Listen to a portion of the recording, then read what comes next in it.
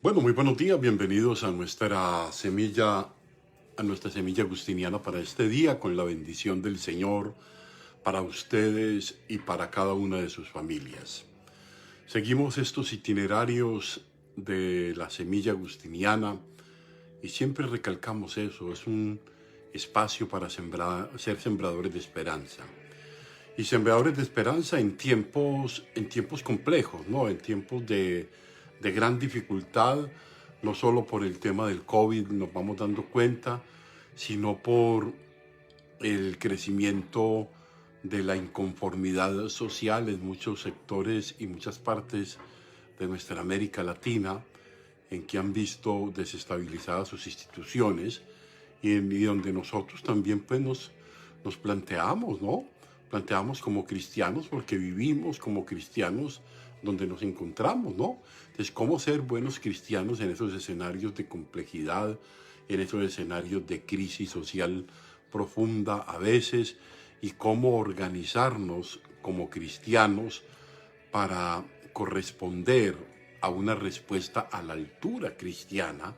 A la altura cristiana significa desde la oración, desde la Eucaristía, pero también desde iniciativas que aporten a los procesos de concientización y de una mayor madurez política al momento de decidir sobre todo el entorno de nuestros garantes en las instituciones democráticas, ¿no? Yo creo que hay que pensar eso, hay que pensar esto como cristianos, hay que esperar que este tiempo se esclarezca de todas estas situaciones y pedirle mucho a Dios luz y mucha paz, muy hacia adentro de los hogares, conversar acerca de lo que está sucediendo, esclarecer los caminos que no son correctos para la resolución de los conflictos como tal, y saber que tenemos que buscar juntos soluciones. Yo creo que hacia esto tiene que ir apuntando nuestras meditaciones también. Bueno, en esta línea agustiniana, hoy encontramos un Agustín bien interesante, el Agustín del debate público, con un señor Fortunato, un maniqueo, y sobre la concepción de Dios. Yo creo que en la concepción de Dios se juegan muchas cosas de acuerdo a cómo se conciba Dios, de acuerdo al modo como yo lo entienda. En ese modo me relaciono con Él y me relaciono con los demás, ¿no? Entonces vamos a ver un poco cuál es la discusión que tiene Agustín acá con este personaje, y vamos a hablar un poco sobre ese movimiento religioso maniqueo, que creo que como vamos a ver es más que una secta, ¿no? Vamos a ver entonces el texto. El texto es un debate donde Agustín habla, donde Agustín expone, con un cierto, bueno, con un cierto no, con el rigor conceptual que lo caracteriza, pero muy claro. Me parece que hoy presenta una reflexión muy clara, a pesar de ser en un escenario intelectual fuerte, ¿no? Miren el texto. Agustín: ante todo considero el sumo error creer que Dios Todopoderoso, en quien radica nuestra única esperanza, está sometido a violación, mancha o corrupción en cualquiera de sus partes. Sé que esto lo afirma su herejía, la herejía de los maniqueos. Sé que esto lo afirma su herejía, aunque no con las mismas palabras que yo he usado. En efecto, cuando se les pregunta, confiesan que Dios es incorruptible y que no está sometido en absoluto a violación o marcha, ¿no? Mas cuando comienzan a exponer el resto de la doctrina, se ven obligados a confesarlo sujeto a la corrupción y a la invasión, y capaz de mancillarse. Afirman que no sé qué otra raza de tinieblas se rebeló contra el reino de Dios, y que Dios, cuando vio cuán grande era la ruina y la devastación que iba a caer sobre sus reinos, si no oponía algo que ofreciese resistencia a esa raza adversa, envió una fuerza de cuya mezcla con el mal y la raza de las tinieblas fue fabricado el mundo. Qué interesante, ahorita voy a explicar esto. A eso se debe que las almas buenas se fatiguen, sean siervas, se hallen en el error y la corrupción aquí, hasta el punto de necesitar un liberador que las purifique del error, las separe de esa mezcla y las libere de la esclavitud. Yo considero un crimen, dice Agustín, aquí es una afirmación central, yo considero un crimen que creer que el Dios Todopoderoso haya temido alguna raza enemiga o haya sufrido necesidad tal que nos ha precipitado a esta desdicha. Un Dios necesitado, interesante esto, un Dios vulnerable, un Dios que no sabe cómo combatir el mal. Es bien interesante esto. Miren, vamos a irnos. Yo quiero, de verdad, mire, aunque esto sea un poco técnico, querida comunidad, yo quiero que nos queden claras algunas cosas de las que va a hacer más sólida nuestra fe, ¿no? Entonces vamos entonces a este comentario, ¿no? Miren, aunque es una obra del Agustín joven, su desarrollo expresa madurez en la reflexión. Fue escrita hacia el año 385-388. Es el Agustín que ya es presbítero y obispo y aquí establece un diálogo pastoral y teológico en contra del maniqueísmo. O sea, el contendor que tiene Agustín al frente es Fortunato, es uno de los grandes representantes del maniqueísmo y con el que él está debatiendo y poniendo en evidencia los errores que ellos quieren transmitir a la Iglesia de Cristo. Esto lo vamos a seguir tratando, ¿no? Ahora bien,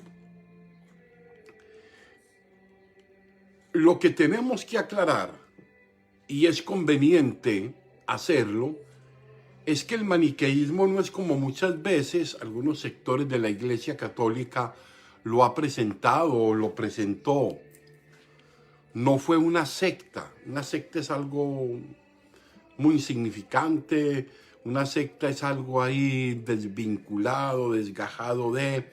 Entonces no fue, el maniqueísmo no fue una secta que hace pensar que un grupito de personas por allá divagante, metidas en ciertos lugares allí, estaban armando alboroto de querer adeptos. No, de ninguna manera. El maniqueísmo fue un movimiento filosófico y religioso enorme y muy influyente en el mundo occidental del siglo IV y el siglo V. Es un movimiento religioso, filosófico, que tuvo un gran impacto en el siglo IV y en el siglo V, para que nos demos cuenta de la magnitud de eso, y eso llega incluso hasta nuestros días.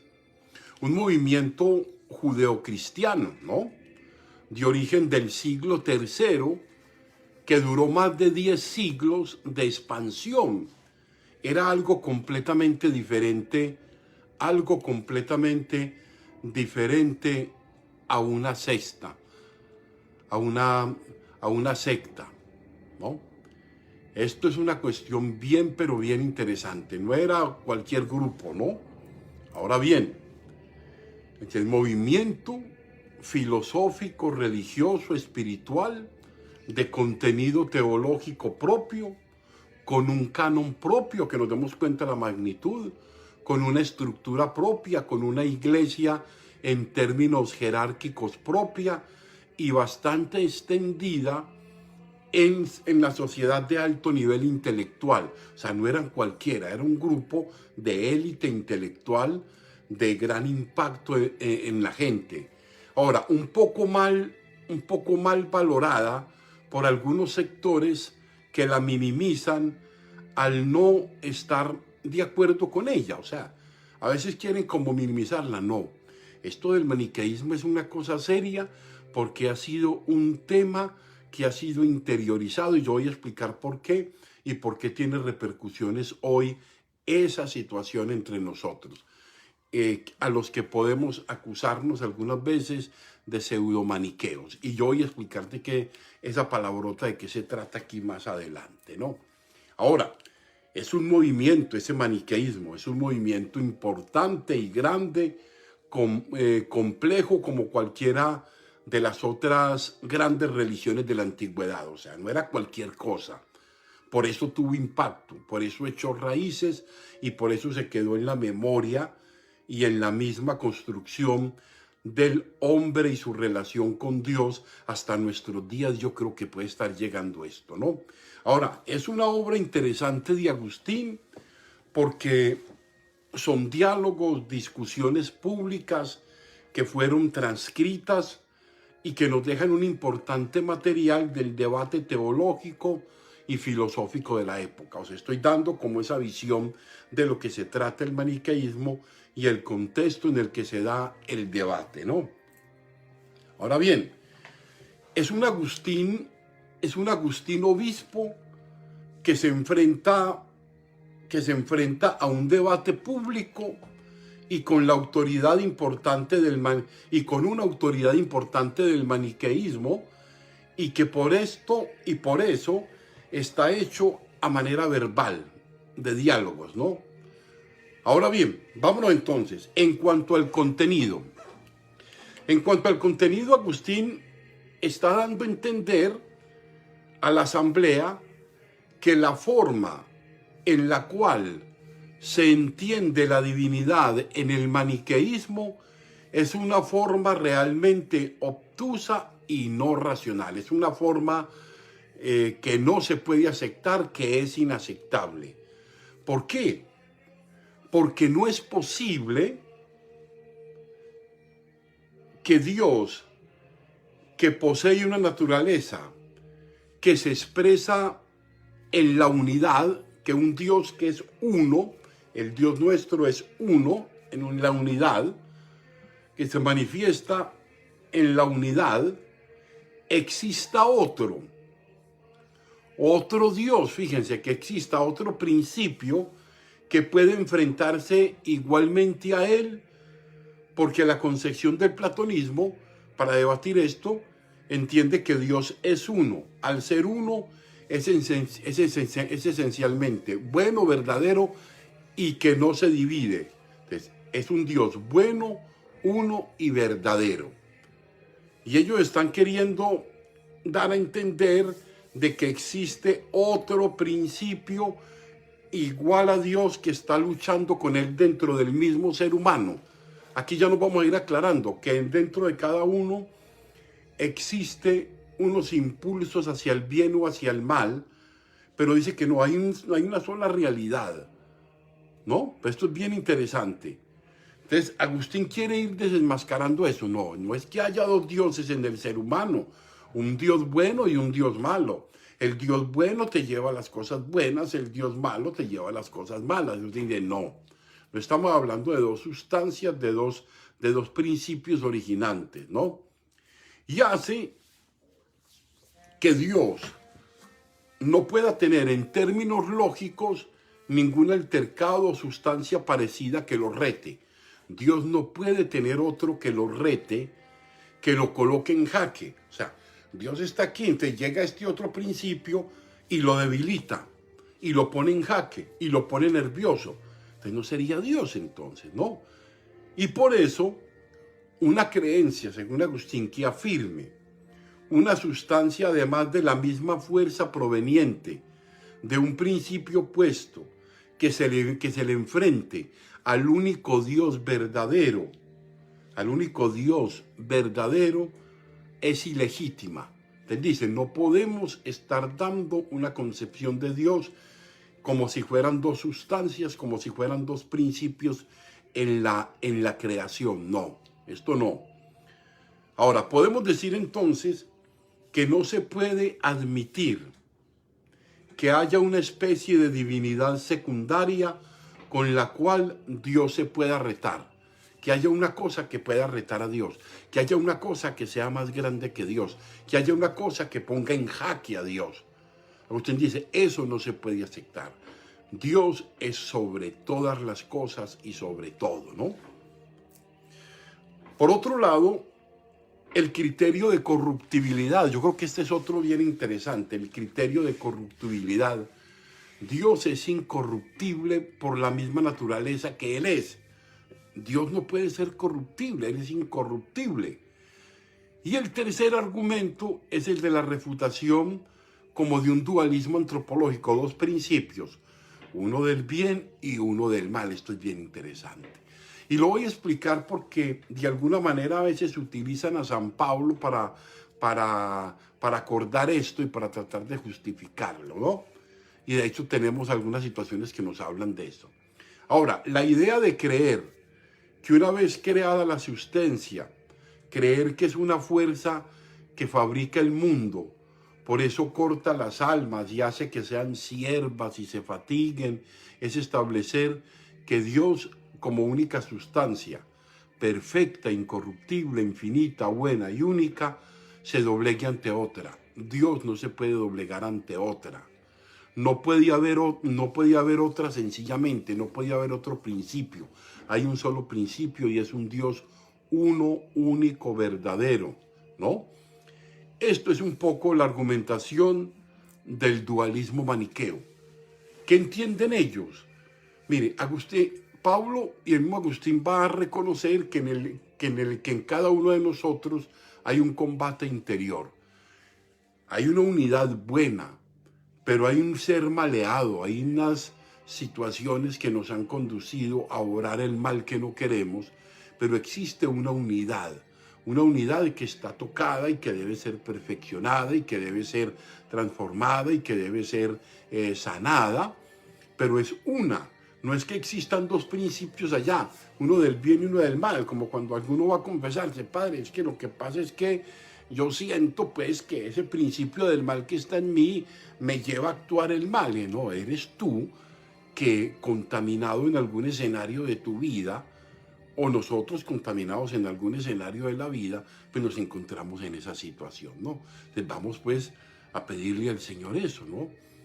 Que nos ayude a unificarnos, que nos ayude a sanar, que nos ayude a recuperar, a purificar todo aquello que en nosotros a veces nos conduce al mal que no deseamos. Pidámosle pues a Dios que nos acompañe, que nos siga guiando en estas meditaciones, que entienden ayudarnos a adentrarnos en nuestro mundo espiritual y a fortalecerlo. Un saludo especial para Lolis, para Berta, para Jesús, que no entendí dónde estabas, que si estabas en Estonia o alguna cosa así. Luego después me mandas un mensajito, por favor, para ver dónde es que estás, muchacho.